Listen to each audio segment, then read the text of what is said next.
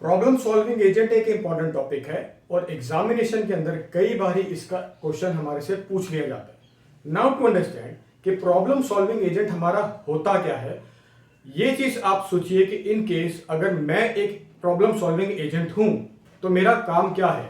Problem solving agent का काम है कि सबसे पहले वो इनिशियल या वो जो स्टार्ट स्टेट है वो फाइंड आउट करना और उस स्टार्ट स्टेट से जो उसका गोल स्टेट है, जहां पे उसको फाइनल डेस्टिनेशन जो उसका गोल है अचीव करना है, वो स्टेट के ऊपर पहुंचना। लेकिन इस इनिशियल स्टेट से इस फाइनल गोल स्टेट के ऊपर पहुंचने के लिए वो बेस्ट पॉसिबल वे सर्च करना कि जिसके थ्रू कम से कम टाइम लगे और कम से कम टाइम लगेगा तो कम से कम मेमोरी यूज होगी। इसकी वजह से वो हमारा जो प्रॉब्लम सॉल्विंग एजेंट है वो एफिशिएंटली वर्क करेगा। नाउ अगर हम प्रॉब्लम सॉल्विंग एजेंट पढ़ रहे हैं तो इसका प्रोसेस स्टार्ट करने से पहले हमें यह चीज देखनी पड़ेगी कि जब भी इसका प्रोसेस स्टार्ट होता है तो that process is known as this problem formulation.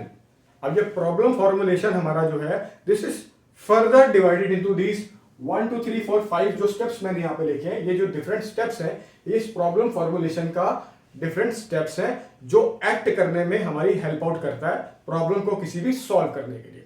Here आप देख सकते हो the first point is the initial state. Initial state जो है हमारी that is the start state जो हमारी है। सबसे पहले हम लोगों ने फाइंड आउट करना है कि इनिशियली हमारी स्टार्ट स्टेट जो है, इनिशियल स्टेट जो है प्रॉब्लम की, वो क्या है। नाउ ये जो मैंने राइट साइड पे एक फिगर बनी है, this is just to explain this whole process.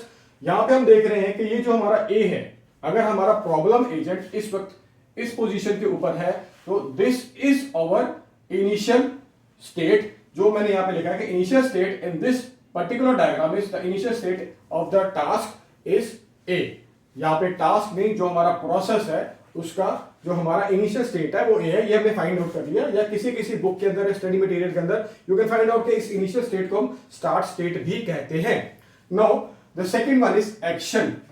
अब इस प्रॉब्लम स्टेटमेंट के अंदर ये जो प्रॉब्लम एजेंट है आपका, अभी इनिशियल स्टेट के ऊपर स्टार्ट जो एजेंट है, अब ये देखते हैं कि ये यहां से क्या क्या एक्शन ले सकता है, कहां कहां पे रीच हो सकता है। अब यहां पे देख रहे हैं कि ए से अगर ये एजेंट है ये बी की तरफ जा सकता है, डी की तरफ एंड ई की तरफ हमारा आ सकता है।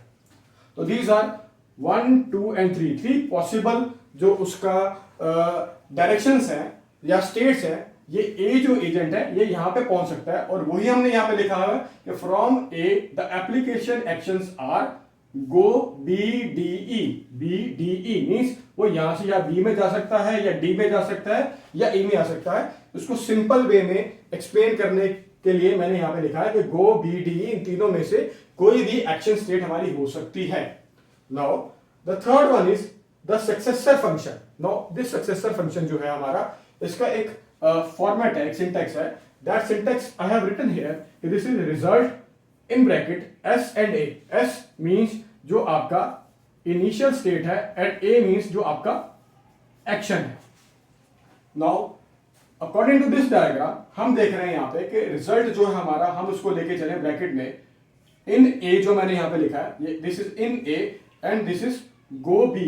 दैट मींस स्टार्ट जो हमारा है वो हमारा अभी ए पे है और गो बी मींस अगर हम ये वाला स्टेप लेते हैं तो जो हमारा बी है वो हमारा अब नेक्स्ट क्या हो जाएगा, ये एजेंट हमारा हो जाएगा जहां पे हमारा नेक्स्ट ए से वो बी की तरफ मूव किया। और इस वक्त ये जो हमारा है एजेंट यहां पे है, ये अब हमने देखना है कि ये हमारा गोल अचीव हुआ है, हमारी प्रॉब्लम सॉल्व हुई है कि नहीं हुई है। अब उसके लिए हम क्या करेंगे, गोल स्टेट का यहां पे मेंशन होना बहुत जरूरी है। In case that agent travels from A to this B और ए टू डी और ए टू ई, जो भी पॉसिबल वेज यहां पे दिख रहे हैं, तो वो देखना होगा कि यहां पे जाके हमारी प्रॉब्लम खत्म होती है कि नहीं होती। वो देखने के लिए हम लोग क्या करेंगे, we are having this goal state which will define according to this particular diagram the goal agent state here is in I.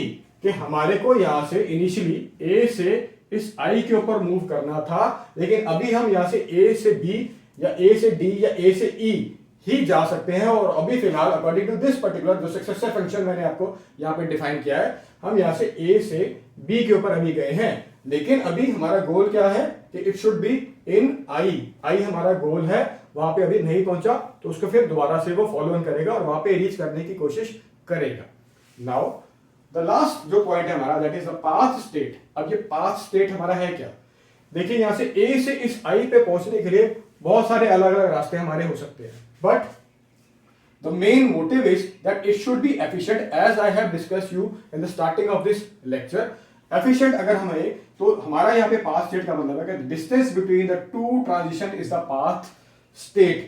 That means अगर suppose हम इसको कोई value दे देते हैं, suppose this is 10, this is 20, I am taking it a random value, this is 50, 100, 20 and so on. अगर हर किसी को हम अलग अलग वैल्यूज डिफाइन कर देते हैं तो एक स्टेट से दूसरी स्टेट पे जाने के लिए क्या वैल्यू है वो हम कैलकुलेट कर सकते हैं। वो प्रोग्राम जो है वो कैलकुलेट करेगा और उसमें से वो चीज देखेगा कि यहां से इस इनिशियल स्टेट से ये जो फाइनल गोल स्टेट है यहां पे पहुंचने के लिए सबसे ज्यादा कम कॉस्टिंग या वैल्यू जो है वो कहां पे लगी, दैट ये जो पाथ स्टेट है ये डिफाइन करेगा।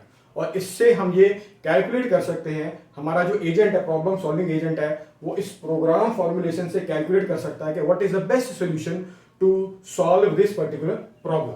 तो ये तो मैंने आपको एक्सप्लेन करने की कोशिश करी कि what is this problem solving agent and according to problem formulation ये क्या स्टेप्स हमारे होते हैं किसी भी प्रॉब्लम को सॉल्व करने के लिए।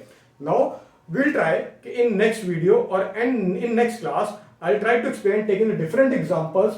ये जो एक एग्जांपल है, अब डिफरेंट और एग्जांपल्स लेंगे ताकि हम इसको कैलकुलेट कर सकें या अंडरस्टैंड और बेटर कर सकें कि हमारा problem solving using this problem formulation हमारा एक्चुअल में और डीपली हम अंडरस्टैंड करें कि होता क्या है। Thank you.